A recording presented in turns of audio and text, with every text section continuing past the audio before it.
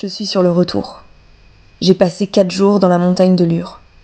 Ici, il y a des gens qui se battent contre des industriels qui veulent détruire leur forêt pour y installer des panneaux solaires. J'ai rencontré des personnes formidables et impressionnantes, de tout âge, de tous milieux sociaux, de tout parcours de vie. J'ai des récits plein la tête et le cœur rempli de courage.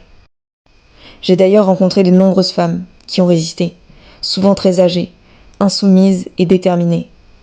Ces citoyens s'organisent collectivement pour défendre la montagne qui les a vus grandir. Défendre les arbres, les fourmis et les papillons est devenu leur priorité de tous les jours. Pendant une randonnée dans la forêt à Notre-Dame de Lure, des membres du groupe national de surveillance des arbres nous ont même transmis leur passion pour les arbres. Un événement incroyable a été organisé par Elzéar Lure en Résistance. Plusieurs collectifs étaient là pour soutenir la lutte anti-panneaux. Tous étaient animés du même objectif: protéger le vivant. Ce qui diffère, ce sont les modes d'action. Certains utilisent la loi comme barrage à l'infraction et se lancent dans des campagnes juridiques. D'autres utilisent l'action directe pour engendrer un rapport de force immédiat. Ou encore, une partie s'organise en vue d'une révolution anti-industrielle.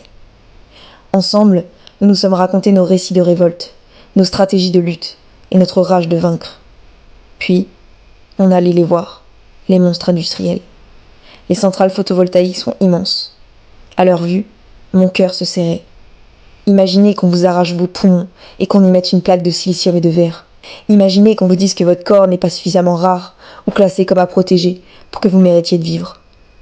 Derrière ces panneaux se cache le mythe de la transition énergétique, la prédation industrielle, la destruction des milieux naturels, la fuite en avant technologiste. Le lendemain, on s'est entraîné à bloquer des machines afin d'agir ensemble sur le terrain. À l'heure actuelle, il y a encore 3 lieux qui sont menacés de projets de centrales. J'ai vécu près de la mer. J'y ai passé ma jeunesse. Les falaises, la mer et les galets m'ont vu grandir.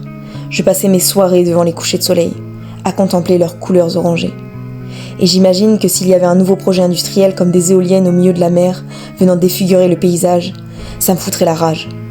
Mais au fond, que ce soit près de chez moi ou à Lure, ça me fout la rage. L'industrie, en nous arrachant nos forêts, en plus de dépouiller la nature, elle nous arrache nos souvenirs, nos rêves, une partie de nous en fait.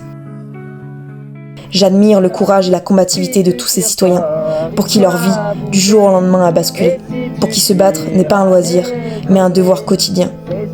J'emmène avec moi leur témérité et leur hargne. Je l'emmènerai jusqu'à ce qu'on fasse s'effondrer ce monde industriel.